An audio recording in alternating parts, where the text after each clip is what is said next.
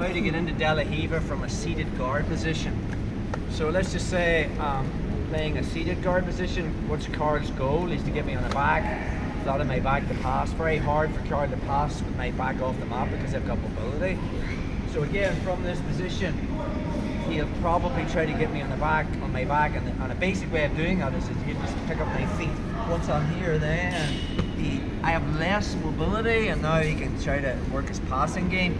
So for those that haven't been doing jiu-jitsu that long and aren't familiar with this position, my hands are going to be in front of my feet. Okay, you never want my feet in front of my hands. Now, get me on my back.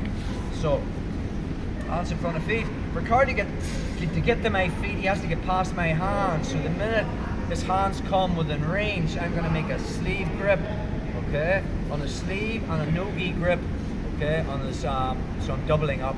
Now from there, I will put my back on the mat, but my distance maker won't go on the thigh until I get some kind of more control over Carl. So I will put it straight into this hip, and now from there, I'll just pendulum this leg down, and as I pendulum it down, and chop it to the inside. I don't want Carl's knee coming out this way, but look at this in the next move. And now I make my secondary grip. And now we're straight into the game. From this position, I'll push on the thigh, dip and shelf, push to get Carl's knee in the mat. Let's work on the sweep that we did on week 1, the elevator sweep. I swim this leg to the inside, I keep my grips. Now I just kick, and end up in half guard chop, winning that over. So again, here, bro. If Carl tries to run around my guard from here, I have mobility, I can stay in front of him. He needs my back on the mat.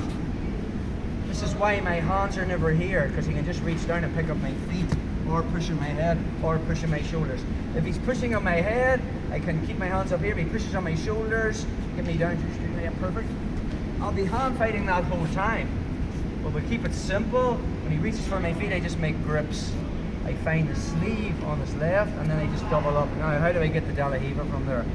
I butt scoop in. If I'm too far back and my foot won't reach, I pull myself in, get that foot on the hip straight away, and immediately I want this leg to the outside, so I just come in and I chop this in, find the ankle.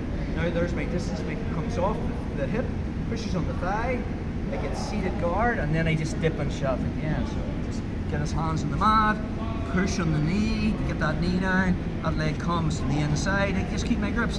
This was the easiest sweep, that's why we did it first. So I just push and kick and pull myself up, winning that underhook. If Carl wins the underhook, that's into a different battle. I want that underhook first. And then I just flatten him out into half guard. Some more time on that, bro. So again, he's pushing on my head, he's pushing on my shoulders, he reaches down and I make my grips. There's a sleeve grip, okay, double up, no-gi grip, 2-on-1, butt scoop in, foot on the hip. And now how do I get into De La Riva? I'm on my right hip, I just turn onto my left and I chop this leg in. I don't want Carl turning this out, but look at that on the next move. And then I make my second grip. Now that I have cross control, the foot comes off the hip, there's my distance maker. I push up, I dip and shove. Get his knee in the mat. This one swings inside. Get from that position, keep my grips, sleeve and ankle, kick up, put that underhook. It'll be easier now. That was 9 weeks.